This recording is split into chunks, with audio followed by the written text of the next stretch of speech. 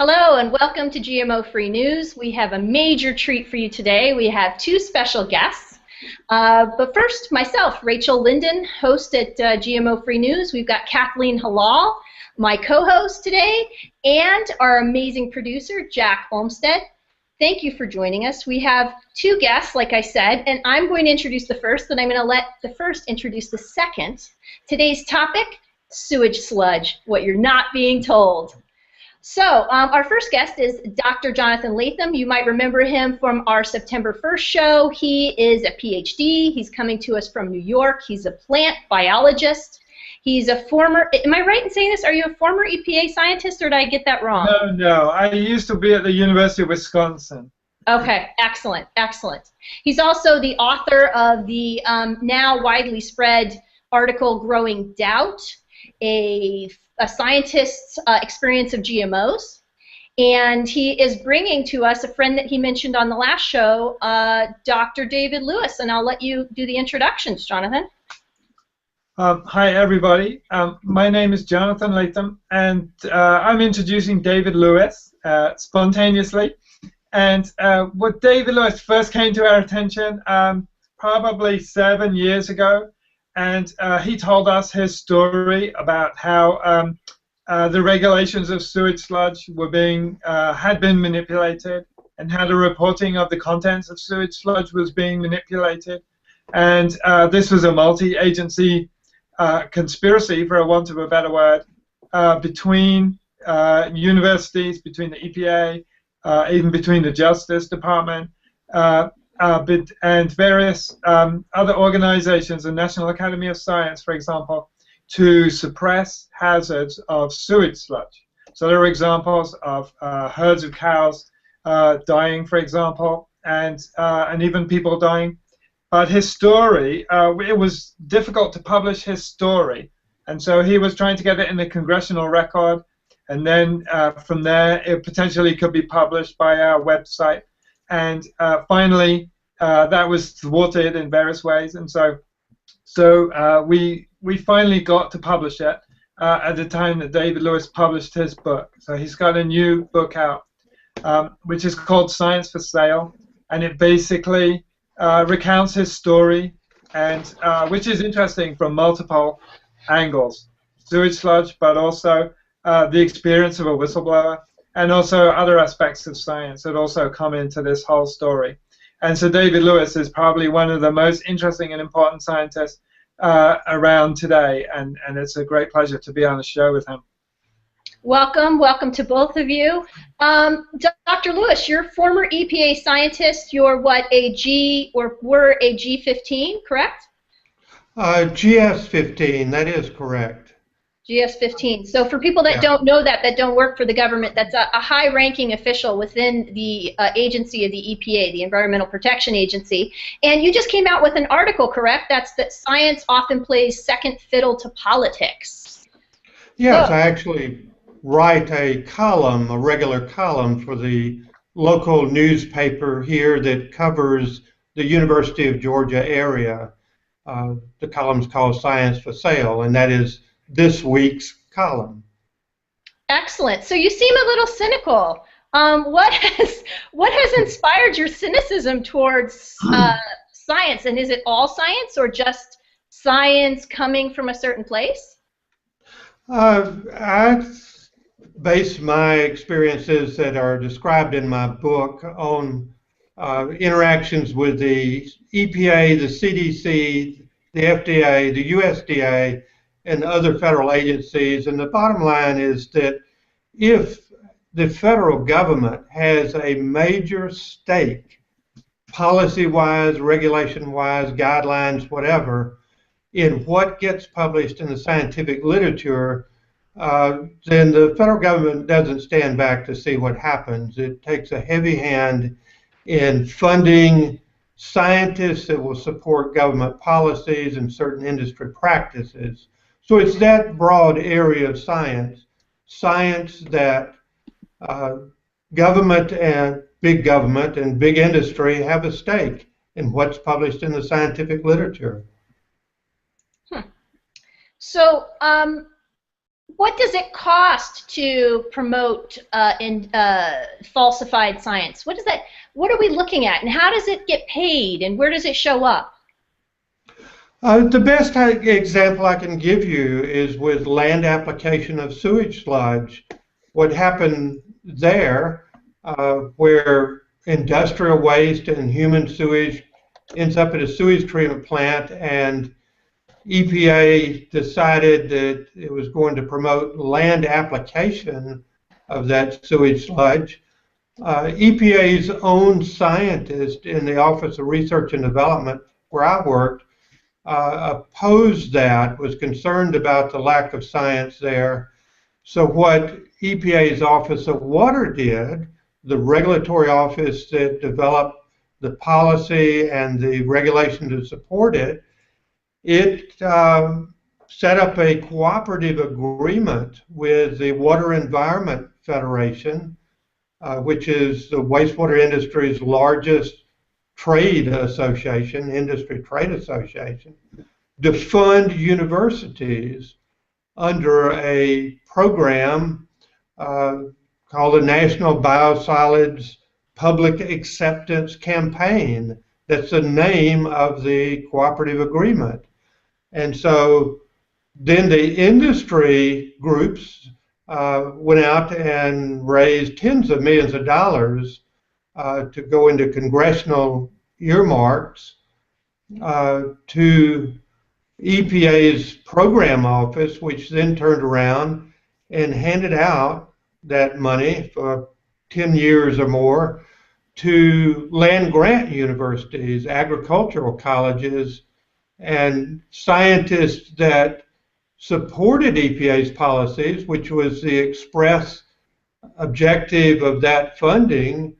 They got more funding. And so it just cultivated at universities across the country groups of scientists that would do experiments that would appear to support the EPA's position that basically what EPA regulates at part per trillion, part per billion levels in air and water are of no concern when the same pollutants are applied to soil or land at millions of times higher concentrations. So excellent. Over the course of 2 decades, a body of science, of quote-unquote science, came into existence to support that.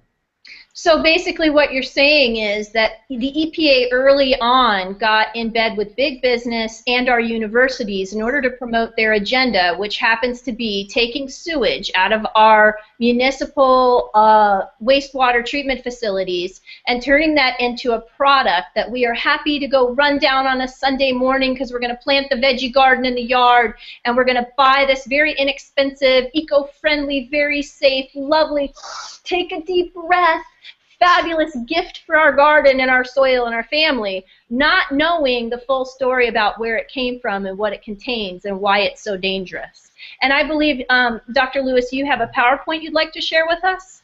I would.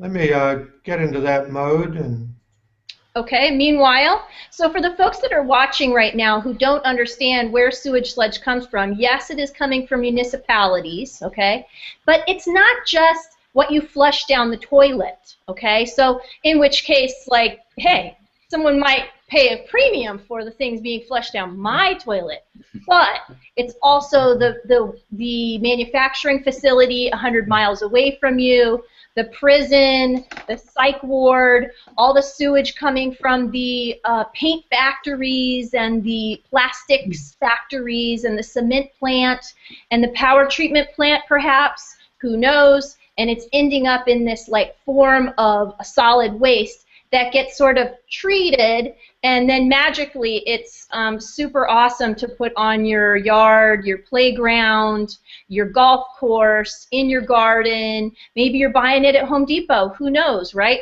Maybe it's even labeled organic, but I'm assuming we're going to get to that. So I will leave you to it, Dr. Lewis. Okay, do you see my slide show up? We do.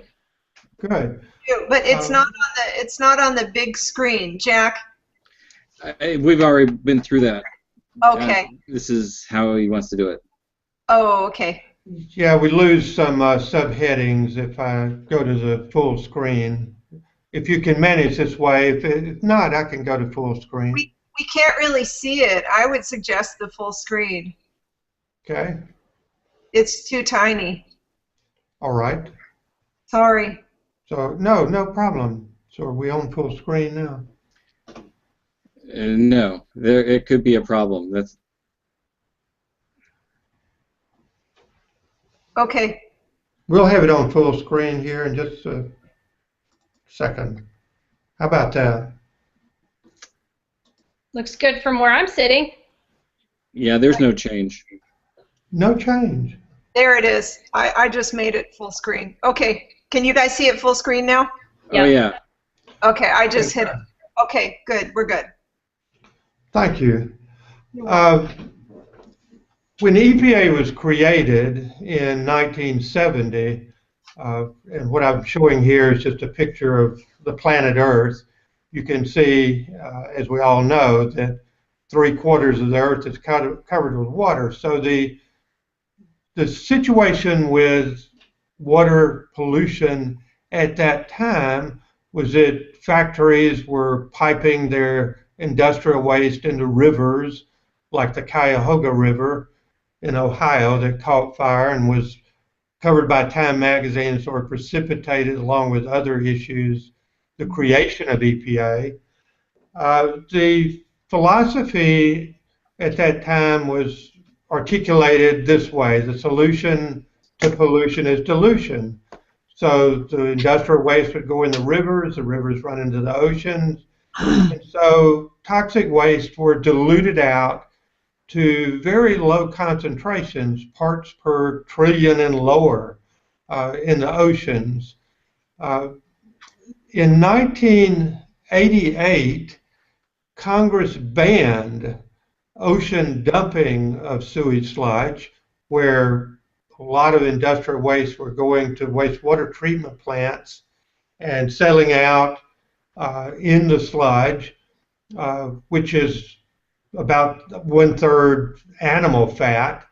And so a lot of these chemicals that we worry about, in fact, all of them that we worry about the most, what EPA calls priority pollutants, are concentrated in animal fat. That's one of the downsides. They're biomagnified. They have a low water solubility, but very high solubility in animal fat. So they end up in mother's breast milk and our own body fat. Birds, for example, that Rachel Carson talked about in Silent Spring, when food got scarce, they would die because they'd start using their own body fat, and it was so loaded with pesticides that it killed them. So what was getting diluted in the water is concentrated millions of times over in sewage sludge, but that worked out fine to haul the sewage sludge 5 miles off the coast and dump it for years until hypodermic needles and other debris started washing up in New Jersey. Congress got into action on that and banned ocean dumping of sewage sludge.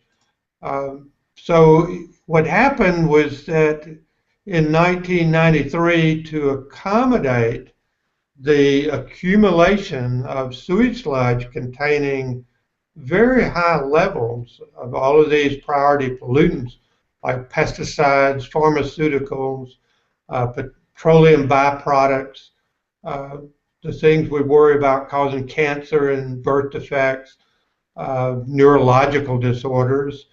What EPA decided to do is apply them to farms and forests, and from there to school playgrounds, to home gardens, you name it, everywhere you could find a piece of land to put sewage sludge on. That was EPA's objective. That was the way it was going to get rid of this toxic waste, is basically market it as free fertilizer, because it's It's sewage. It's got lots of nitrogen and phosphorus in it. So, as I mentioned before, when this rule went through EPA for internal approval, it's called the 503 sludge rule. EPA's field scientists, included at the lab where I worked in Athens, Georgia, pointed out that we have no science to support land application of this material as being safe. And so EPA's scientists would not approve this rule. It got approved without EPA's scientists supporting it in 1992. And you see here where we've ended up. So what existed once in water at very low concentrations, which became regulated under the Clean Water Act. It also became regulated, those pollutants, under the Clean Air Acts, where you couldn't put them out in the air at any significant concentration, got concentrated in and applied to the land for one reason. We have no Clean Soil Act. There is nothing comparable, no comparable protection for the land that we have with air and water. So from industry and government perspective, it, I guess, made sense. We're going to transfer these pollutants to land that are regulated in air and water, sort of an escape hatch for industry. It's actually much more convenient for industry because you can take the chemicals that are produced at a factory and it goes in the sewer. And the United States has built sewer systems coast to coast, runs right up to your bathroom and your industry operation. They don't have to pipe it down to a river and worry about fish kills. So what I did at EPA's lab in Athens, Georgia, after I began hearing about children dying after exposed to sewage sludge, where they lived in neighborhoods near these farms that were being sludged, and I was hearing about cattle deaths on farms. I got interested in investigating these sites, and since I was at the level I was, you mentioned GS 15, at that time I was GS 14 when I got into this area of research.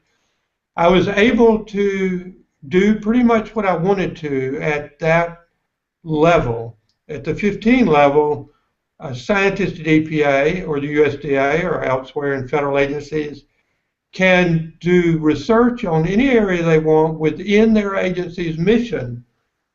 Theoretically, the guys in Washington running the programs can't stop you. So that's sort of what I was up against. As soon as I began investigating illnesses and deaths linked to sewage sludge, then the resistance started from Washington. I managed to get 10 land application sites studied at the University of Georgia with a collection of scientists. And what we found is summarized in these two graphs. You don't need to be able to read the fine print. I just want to put them up for illustration of an article that we published in BMC Public Health in 2002 that we illustrated our results. And basically what you see in these two graphs, in the top one is a mathematical model that predicts the levels of these, some of the pollutants in sewage sludge over a community in New Hampshire, Greenland, New Hampshire, where a young man by the name of Shane Connor died suddenly from difficulty breathing. And most everyone in his neighborhood was having difficulty breathing. They were having not only respiratory infections and pulmonary infections, They were having skin infections. So what the model showed is that these pollutants from the sewage sludge were spiking at significantly high concentrations in this neighborhood. And in the lower graph, it illustrates a dose response curve. We found that when the individuals living in that neighborhood were surveyed, that the households, including households that reported no symptoms that lived far away from the field, the treated field, that there was a clear relationship with two things. One, whether or not you were experiencing respiratory symptoms and skin infections, which was a common complaint, depending on two things: how close you lived to this field where the sludge was being dumped, and also how frequently wind blew from the field to your house. So this was the first paper in the peer-reviewed scientific literature to establish a relationship between illnesses and deaths and land application of sewage sludge. So one of the issues that I focused on as a research microbiologist was the issue of antibiotic resistance. At the 10 land application sites we studied, when I contacted the physicians who were treating these residents, I found that they were getting infections that were highly antibiotic resistant. And let me close out one little thing here. So this made a lot of sense to me. Sewage treatment plants collect very high levels of every antibiotic we use. It's not only flushed down the toilet by everybody that's own antibiotics, but it also is disposed of by the manufacturers of the antibiotics. The pharmaceutical companies dump huge quantities of antibiotics in the sewer, so they end up at the sewage treatment plant. They're mixed with heavy metals, which are known to generate antibiotic resistance. I could not think of any better system to spread antibiotic-resistant microbes than to mix the antibiotics, the heavy metals, together at sewage treatment plants with huge, high levels of huge quantities of E. coli, Clostridium difficile, Staph aureus, Streptococcus species. A lot of our major pathogens are mixed together at the sewage treatment plant with all of our antibiotics, with the heavy metals, and then that is taken and spread in tons per acre on land. Farms, school playgrounds, golf courses, forests, public parks, private property, dairy farms, you name it. So it was no surprise to me that when I started looking at people living on near tracts of land where sludge was being applied in neighborhoods, that they were getting like 1/4 of them were going to the doctors, getting treated for antibiotic-resistant staphylococcal infections. So that is a major issue. And to close out my presentation, I just want to mention the solution to this problem, in my opinion. At sewage treatment plants, you cannot break down these toxic chemicals, not the ones that we're most concerned about. They're priority pollutants. Priority pollutants, by definition, by EPA's definition, are very persistent. They don't break down by biological degradation for decades or centuries or longer. So while the industry and EPA's Office of Water was saying the sewage treatment plant's going to take care of these chemicals. They know it's not. They go through the sewage treatment process, they go onto the land, and that is a sort of final resting place for them. And so for the pathogens that are coming out of this system, we have the similar problem. They're going to be in high concentrations, they're going to be with organisms that have already developed resistance to the antibiotics we would use to treat these infections. And not only that, once you mix pathogens with the toxic chemicals, which irritate the lungs, the skin, the gastrointestinal tract, you're dealing with people who are susceptible to the infections.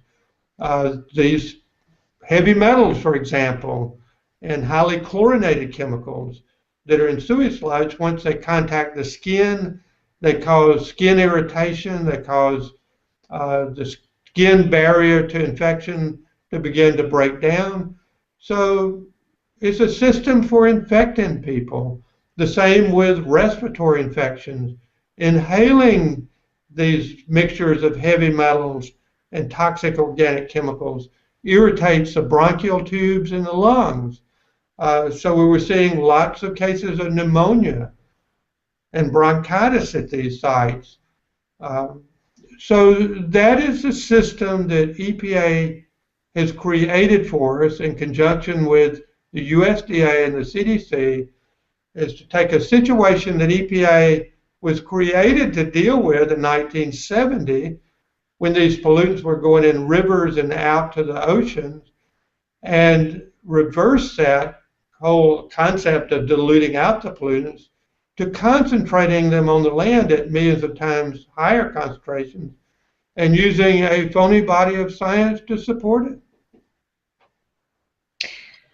So what happens to the I see you've got a diagram that shows a lot of different processes, so I'm guessing they sort of bake it and then they sort of mix it with other stuff and put some more chemicals on top of it, and somehow this makes all of those chemicals, heavy metals, viruses, chlorine, like now it's good and let's give it to people. That's right. And actually what my last slide shows is that we have to undo that. We can't biodegrade these chemicals. There's no biological process to get rid of them. In fact, the biological processes oftentimes create metabolites that are even more carcinogenic or toxic. We've got to take them back down to the basic elements. And just last year, the EPA gave a green light to gasification of sewage sludge, where new technologies allow at an energy efficient level to break these toxic chemicals back down to CO2 and water. And you can scrub the CO2, you can collect the metals. That's the only way to deal with it. EPA, when you look at the big picture of this, they're trying to regulate pollutants, these pollutants, once they enter the environment. And the reality is, with their best efforts now for 30 years, all they can do is regulate a handful of these chemicals. There's like 120 or 30 something priority pollutants that EPA regulates, when the reality is there are millions of recalcitrant chemicals, toxic chemicals, that are being generated and put in the environment. When you add everything together, EPA regulates the chemicals for which we have analytical methods. We don't have analytical methods for most of the chemical molecules that are byproducts of industry. We never will have. So the idea that we can create the EPA and protect public health and the environment by regulating a handful, a tiny fraction of all the chemicals that are being loosed into the environment and regulate them one at a time. Not consider the fact that when you mix 2 or 3 of them together, they're going to be far more toxic, far more carcinogenic, far more problematic in every way. They can't even cope with that. They can't cope with a mixture of a handful of chemicals. How could they cope with reality, which is hundreds of thousands and millions of these chemicals mixed together?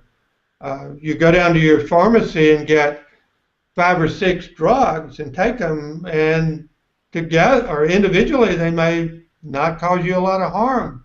Together they may stop your heart. Everybody knows that.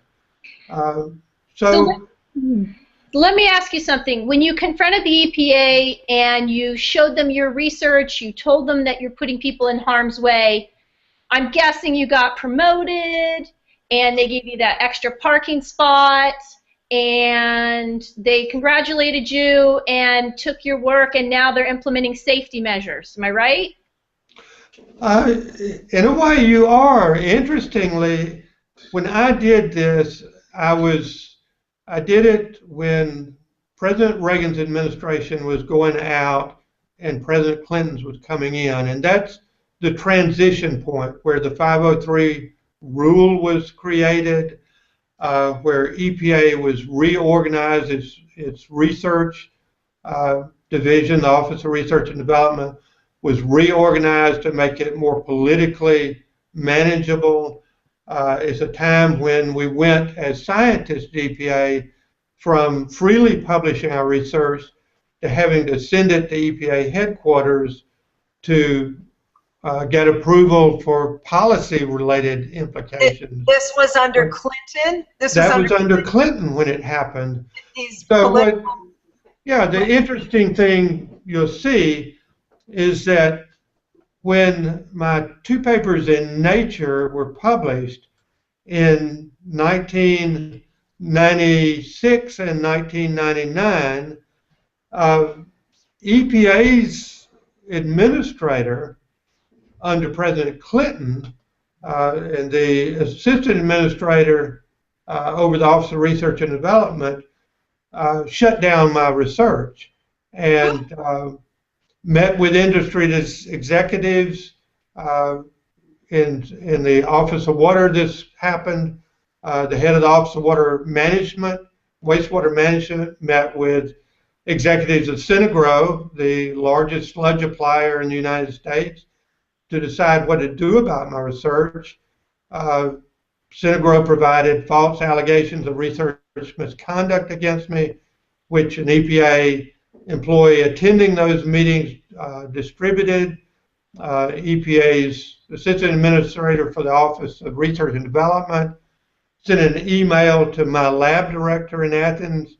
Her name was, the head of the Office of Research and Development was Noreen Noonan, sent an email to my lab director, Dr. Rosemarie Russo, saying she was so mad she could spit nails, and she ordered my lab director to be transferred. While all of that was going on, President Reagan's head of Office of Research and Development, who had recently retired, invited me to talk about my Nature paper at a meeting of the United Nations, a conference held there. He even recommended me, that was Dr. Bernard Goldstein, President Reagan's head of the Office of Research and Development, recommended me for promotion to GS-15. The Clinton administration appointees threw a wrench in that, stopped my promotion. I appealed that and filed a labor complaint with the Department of Labor. I ended up getting that promotion to 15 that Dr. Goldstein had recommended me for, but that shows the huge change in EPA from the Reagan administration to the Clinton administration, where it went to political control beginning in 1993. So the minute that Vanilla Ice and neon spandex was making its way on the scene, sewage sludge just became a commodity, and that commodity started dictating politics. Exactly. Awesome. You know, I'm really outraged by this, because you'd think they would have the opposite reaction. You'd think they would have the reaction, you know, thanking you and saying, let's come up with an alternative solution. But it's kind of the opposite of that. Let's squash this scientist who's proven all these dangers, and let's just go ahead along our merry way and spread waste all around our neighborhoods, our crops, you know, everywhere we can think of. Now, Dr. Lewis, what encourages me is that you said there is a solution, because this sounds really, really ugly and makes me not want to go outside. But you're saying there's a solution, there's a way to process these materials that's intelligent, that breaks them down and keeps us safe? Yes. It's already being used in Florida, for example. There's a company set up with a wastewater treatment plant that uses these very high temperature gasification processes in order to completely break down all of the toxic organic chemicals in the sludge. That generates some energy, because there's a lot of organic matter in the sewage sludge, and they use that energy to help power the sewage treatment plant. So it is the way to go. We've got to shift to preventing pollution, not putting this stuff out on farms and school playgrounds and golf courses, and having a sludge rule that says that it's okay. We've got to get rid of it. We've got to stop it, and we've got to stop it fast. I don't think there's any coincidence that these chemicals, which are so soluble in human fat and animal fat, that get spread out on the land now, that, you know, when these chemicals are not soluble in water and they become highly soluble in animal fat, they also become highly neurotoxic. So we're seeing over the last 20 years ago, the skyrocketing rates of the appearance of autism on the scene, the increases in incidence of Parkinson's disease, Alzheimer's disease, ALS. All of these neurological disorders are on the rise.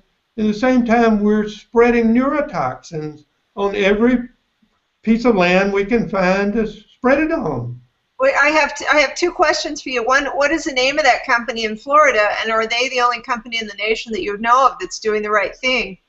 And my other question is, if you're buying organic fertilizer, are you also buying toxic sludge? To answer your first question is, I don't know. I'd have to look up the name of the company, and I'll be happy to do that and post it on the site with the link to this interview. The second question is an extremely important issue. A lot of this sludge has been bagged up and sold at your local garden center as organic fertilizer. It's marketed by the industry that way.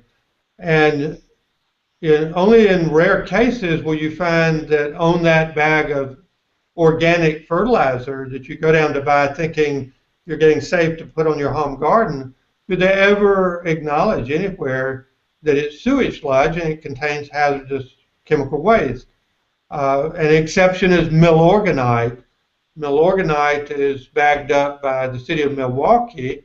They even go to the extra step of measuring levels of PCBs in it, which few wastewater treatment plants do. They don't have to do that. All that's regulated in sewage sludge is 9 heavy metals when there are 27 heavy metals in it, and innumerable toxic organic chemicals which are not regulated in it. But milorganite, if you go down to Lowe's or Home Depot and buy a bag of it, it'll tell you on the label it's got sewage sludge in it.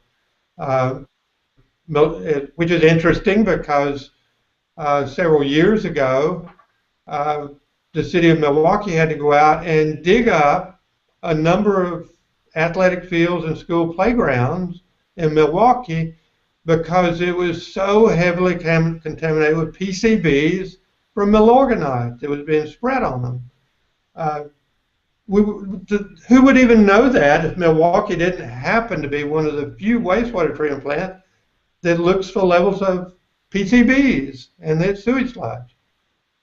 Wow, you are blowing my mind right now, because really there are so many things we have to check for around our kids. I'm very active in getting pesticides off of our school campuses in our city. They've already banned Roundup, and I'm working on getting them to go with an organic program. But now you're making me think maybe we need to have the soil tested on all the playgrounds. We do, but good luck trying to do that. There is such control of this issue at every level. It starts at the federal level, it goes down to the state level, it goes to the local community level. They're marching lockstep now with the fake data that EPA's Office of Water has funded to say this is safe. You take a case to court, you're up against the EPA and its body of scientific literature.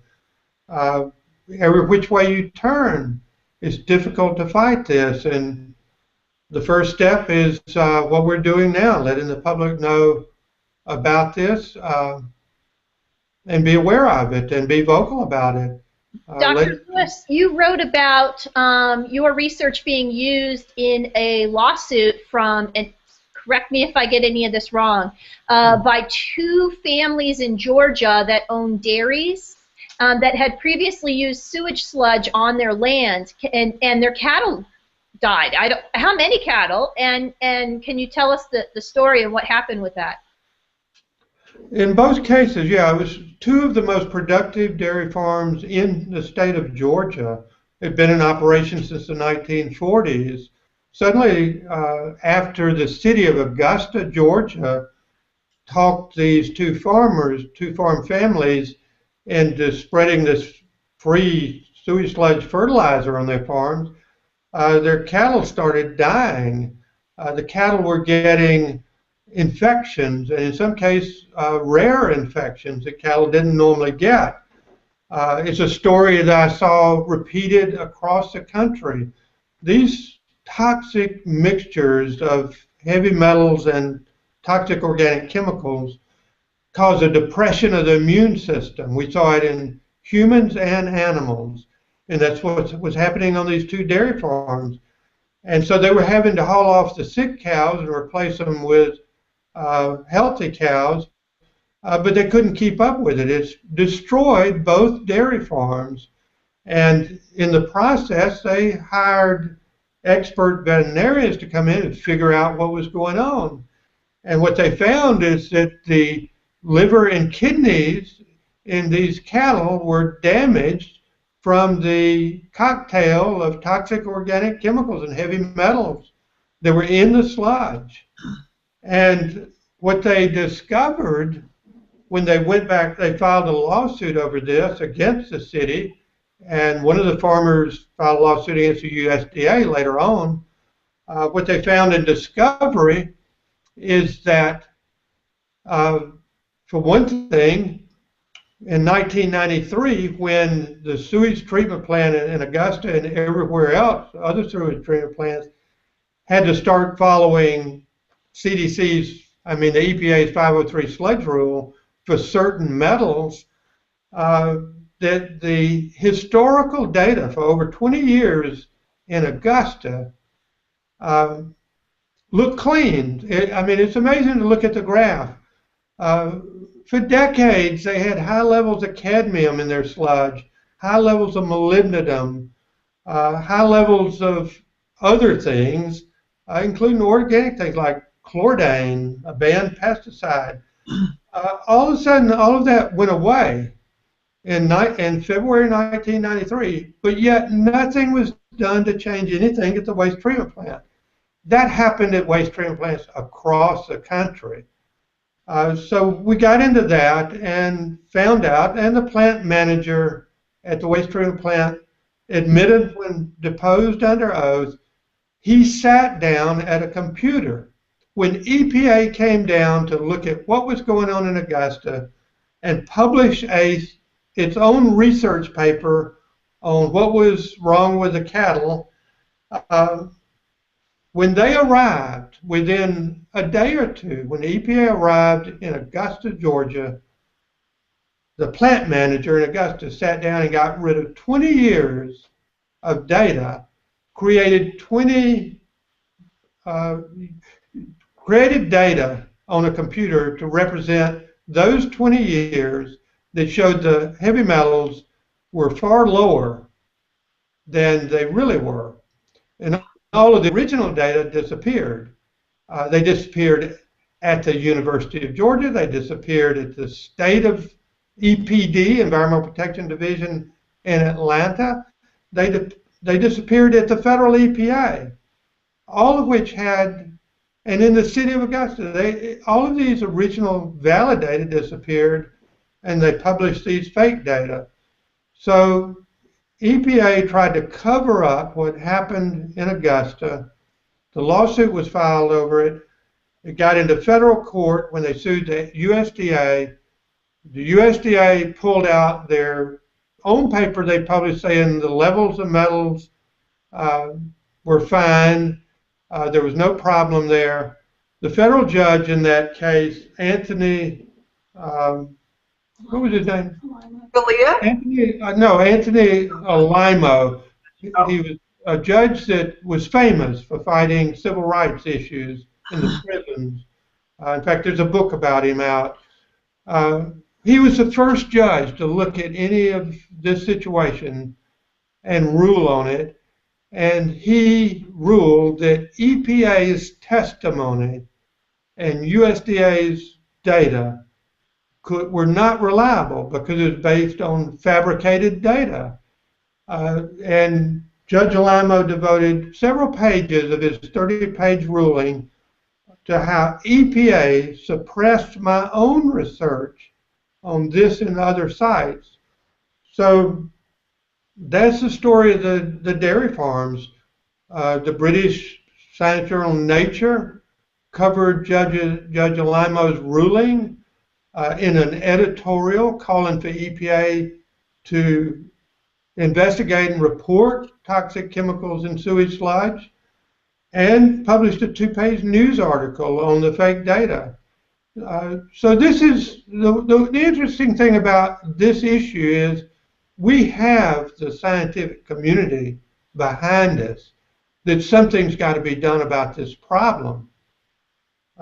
Unlike other things where the pharmaceutical industry and the chemical industry has gotten the upper hand ahead of us on issues where we've got the government suppressing research and data and putting out misinformation. This is not one of those areas. We have the scientific community at large behind us to do something about this problem. What would you suggest? What would your big answer to that be? I think the answer is, for the public, is to start writing letters to Congress. Get the information that we're making publicly available and get it to their local members of Congress and let them know that in this current session of Congress and when we get a new president in next year, that this has got to change. Can I ask a question here? Please do, Ben. I'm interested why the environmental movement has not gotten involved in this issue. Can you explain, David, why they have ignored this whole stuff? Well, I think it goes back to what happened when ocean dumping of sewage sludge was banned in 1988. EPA engaged some leading environmental organizations in banning ocean dumping of sewage sludge. So some of our biggest organizations, environmental organizations, had their hands in banning it in the ocean. And so when there was actually a court order that ordered the EPA to come up with a sludge rule so that we would have something to do with this sludge. So this is just my personal opinion, but I have seen it in action that our big environmental organizations, our national organizations, have been hesitant to take on an issue that really traces back to their roots. Why did they allow, in 1988 on to 1993, EPA to take what everybody agreed was causing human health problems and environmental problems in water in part per million levels and part per billion and below, and multiply that and apply it to land? The answer they give me today is their hands were tied. There was a court order. It wasn't their fault. They were the ones that generated the lawsuits that stopped ocean dumping, but they were not prepared for the scenario they created. Right. So today, now, who are we going to throw some sludge at? Who needs to jump in the ring and take on this horrible thing that's happening in our society? Greenpeace. What do you think? Shout out to Greenpeace. I'm throwing some sludge their way. Get back in behind this. Friends of the Earth, where are you? This is the Earth. Yeah, come on in. Who's next? Who's on the sludge list?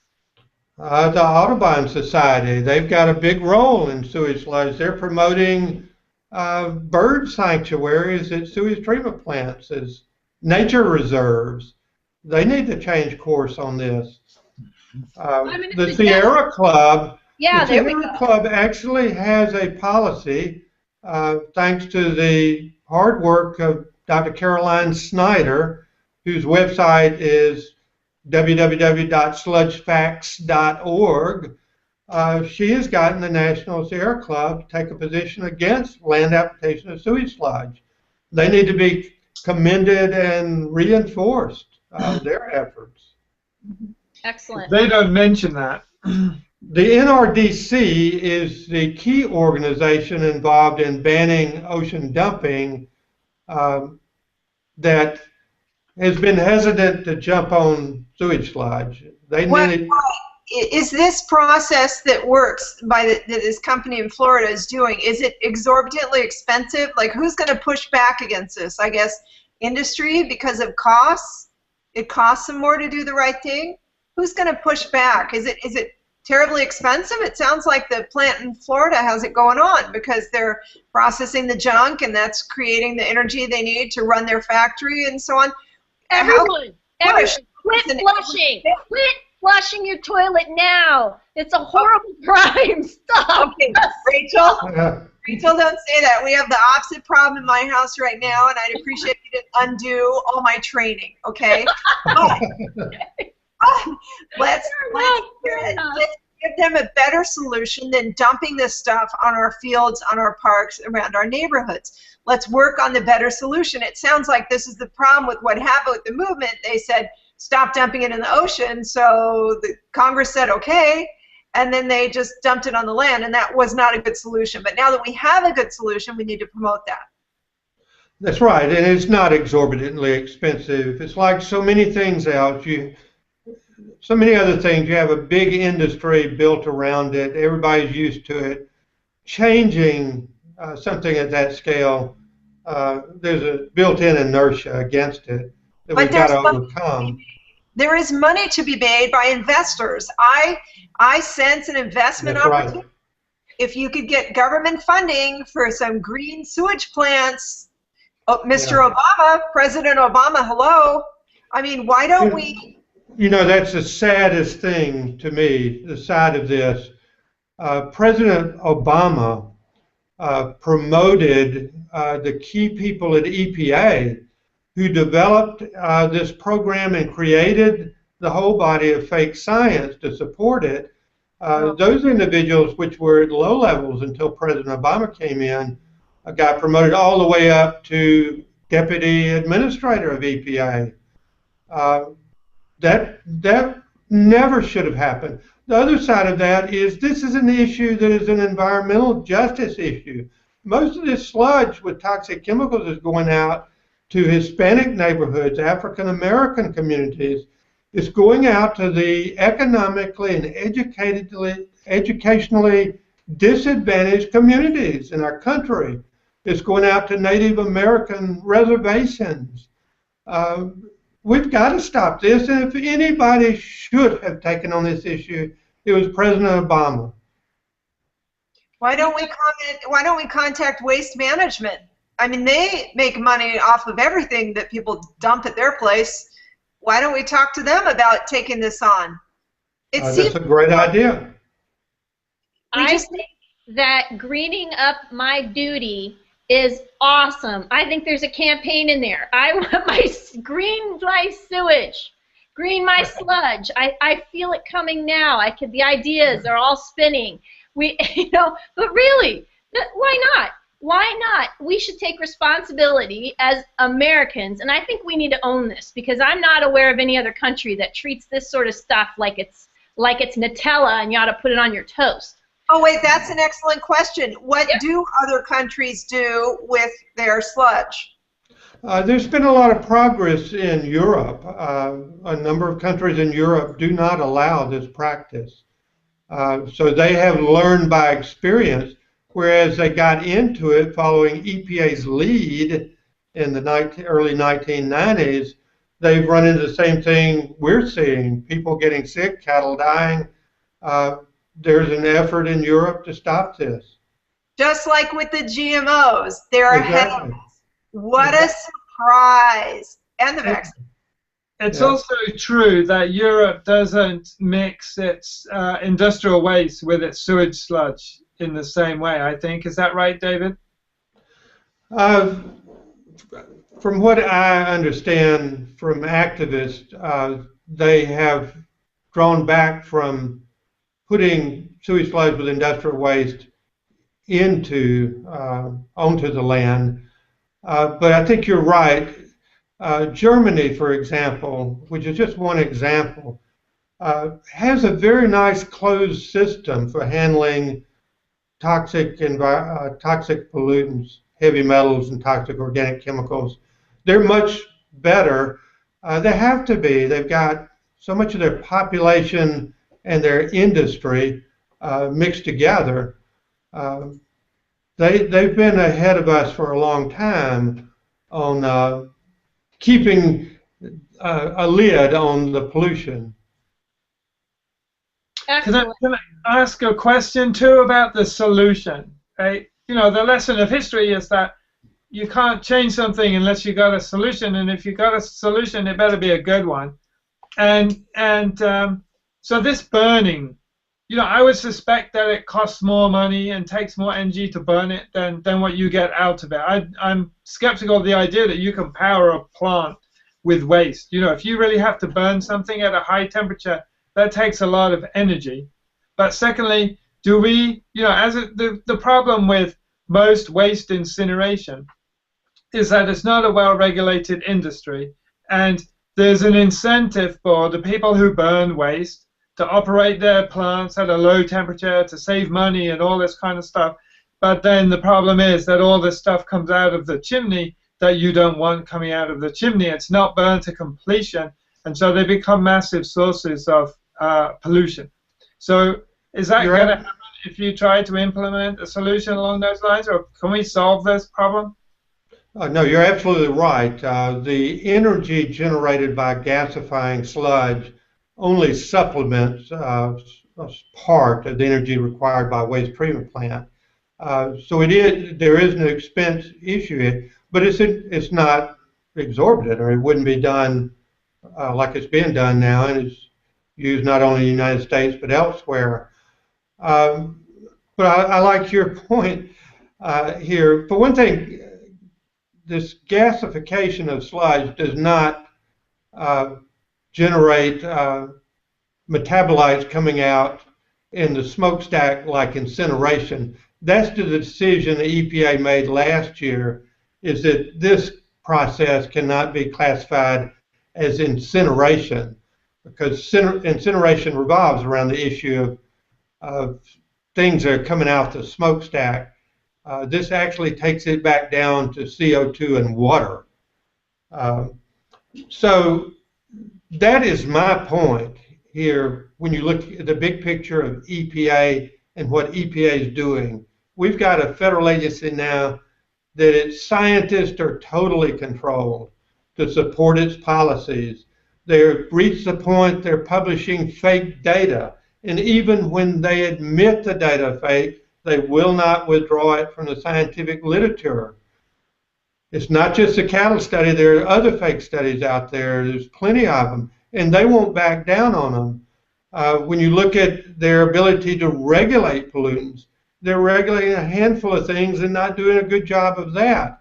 I think we've got to shift their whole job as an agency is not doing fake research and regulating a few chemicals, but going around and making dang well sure that every sewage treatment plant has its gasification system working. They can do that, you know, make sure the switch is on and not off. Check what's coming out the smokestack. It's easy to do. Let's give them a simple job to do and make sure they do it. That it brings us back to the age-old question. Is it possible to do it right? And of course it always is.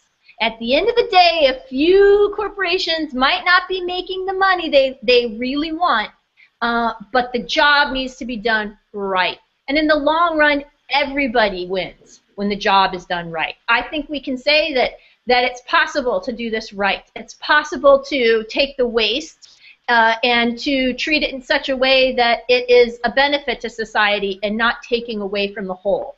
And if we start putting health concerns and the environment ahead of corporate profits and ahead of any kind of regulation that precipitates corporate profits, then we will have some really good solutions. And I want to thank you for your work, both of you, Dr. Latham and Dr. Lewis. And now I want to point out, too, that you are an official whistleblower, correct, Dr. Lewis? That's right, and I actually am co-director of the National Whistleblowers Center, their leadership council. Their website is simply www.whistleblowers.org. They do a fabulous job of working on Capitol Hill with both sides of the aisle on these issues. They were key to bring about 2 science committee hearings on EPA's retaliations against me over the sludge issue. And they're still very active today, working on these and other issues.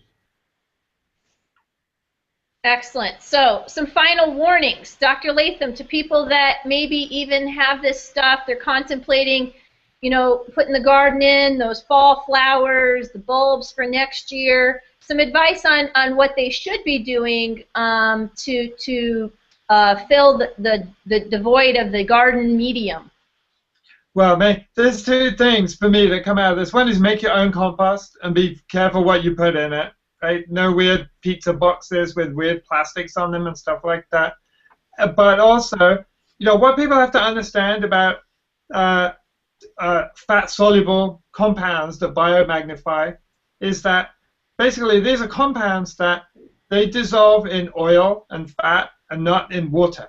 Every one of those that you put out into the environment has to find its way into a living organism, because that is the only fat-soluble object, the only fatty objects that exist in the world are organisms, right? So any fat-soluble chemical that you put out there finds its way into a person or a cow or a piece of grass or a fish or whatever. So all of these come back to haunt us at the end of the day. So you've got to think super hard when you make these chemicals or use these chemicals, what you're going to do about that.